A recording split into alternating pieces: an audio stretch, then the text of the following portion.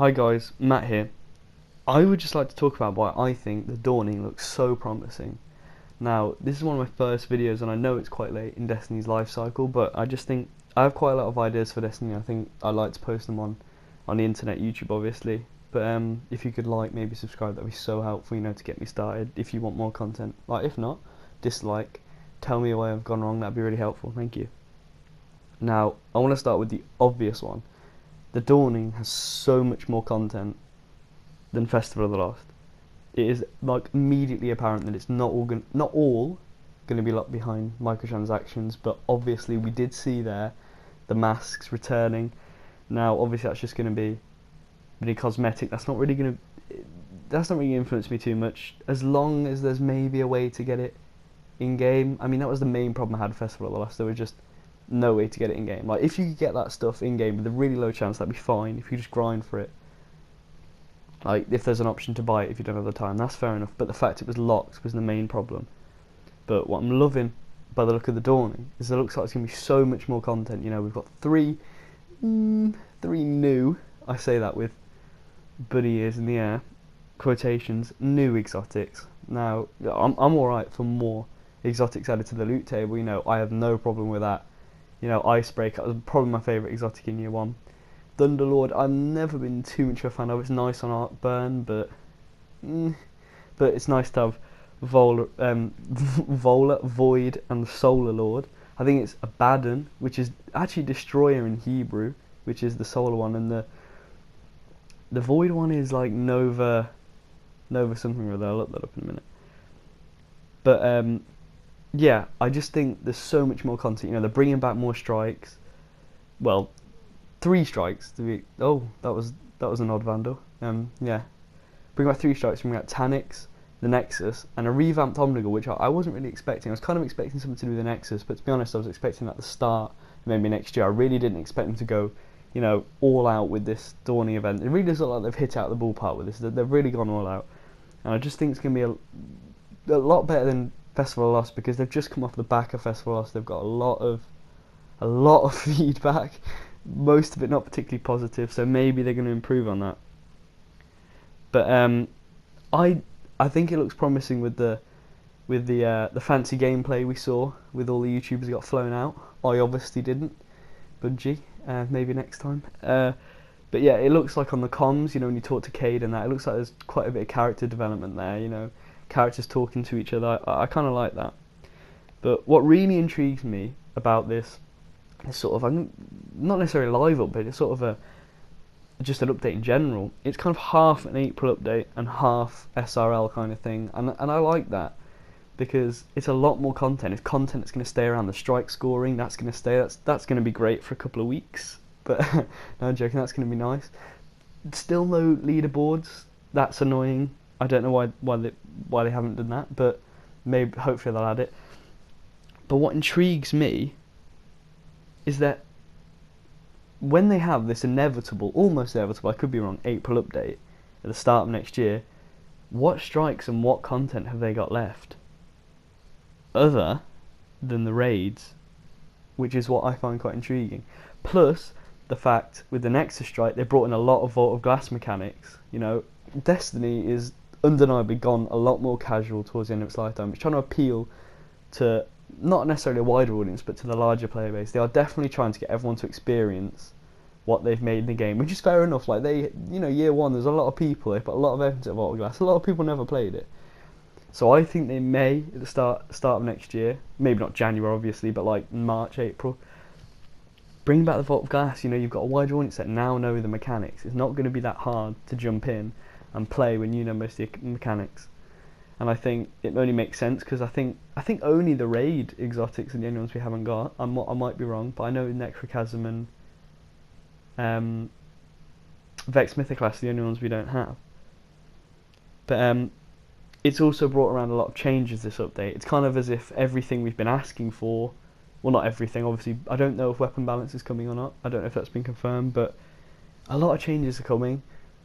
I mean, the green engram change is something people have wanted for a while. Now, I don't know how I feel about this. I kind of get why they've done it. I'm not really too bothered about green drops, obviously. Speaking of green drops, there's one. But see, what they've done now is when you pick up a green drop, which is going to automatically dismantle into armor pieces or weapon pieces. Now, to be honest, I don't like this change because I kind of liked how frequent we had greens dropping, because at the end of the day, greens are common. They're meant to be common loot.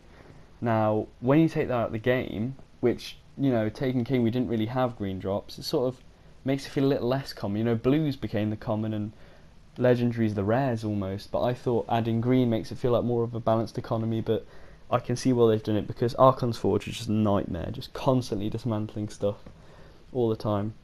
Now, of course, Iron Banner's just started now. I'll be giving my overall thoughts on Rift, which I kind of like the idea of. I mean, I'm not a fan of Rift, but I just kind of like game modes that I haven't necessarily played. I don't really play Rift outside of anything, like outside of Iron Banner, so I'll give my review of that, and hopefully I'll get a few god rolls on weapons. But yeah, guys, if you enjoyed this video or just thought it was maybe not informative, but I don't know, I will be doing a later video also on why I think Vault of Glass is the main possibility for the April update later on. Just trying to think if there's anything I haven't covered. Yeah, mainly because it just looks like there's a hell of a lot more content. A lot more content that isn't microtransaction based. A lot of content that's going to make the game more playable. I would have liked maybe up to 410 light increase, which I know is annoying because now everyone's starting to get all their gear to 400 and they can use anything they want. But maybe a 410 would have been nice.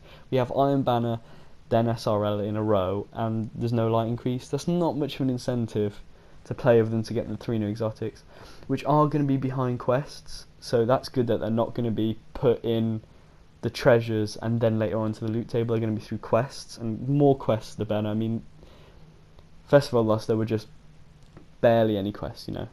Like, there was just linear, boring sort of, go do this, go do that, what you did last year, add a couple of extras in.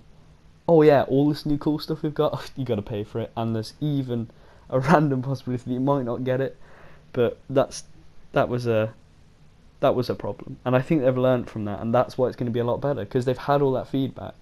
And I know it was only a couple of months ago, but that is a lot of changes. You know, some things make me wonder that maybe they changed the ornament system because people were so annoyed at the ornaments. I know now ornaments are now going to be just available in the Eververse store. One of the Bungie developers said it would be available in silver, but I think Deej said it was in silver dust, 25 silver dust each, they're all going to be there, which I think is more likely. I think maybe just one of the developers got his words mixed up. But to be honest, I wouldn't actually be that inclined to be against them using silver. Like, I'm not saying I would like to pay more microtransactions, but I just think that would be a better system for microtransactions, and then silver dust maybe for the packages. So you wouldn't be contributing real money to, you know, random chances of getting loot. You know, because I mean, a lot of people put a lot of money and didn't necessarily get the stuff they want. I know I put a fair bit amount of money in.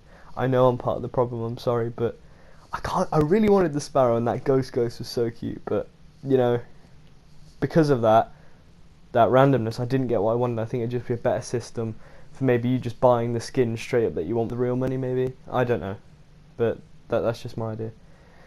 But yeah, so thanks for watching this video.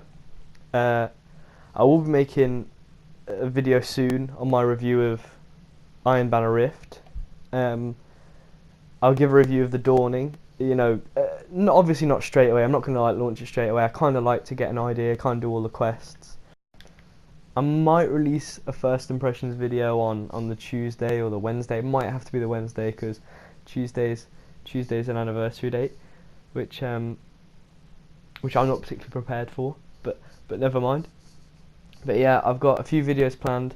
Obviously, after the Dawning's sort of dying down, you know, when the content looks dry, I've got a few ideas videos. I've got the video I plugged earlier, the Vault of Glass video, why I think that might be coming back in the April update, and what content I think we'll have in the April update.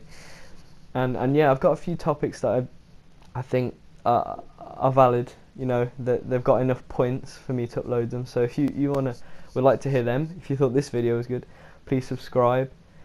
And then you'll get your notifications and everything. You know, you all know how to use YouTube by now.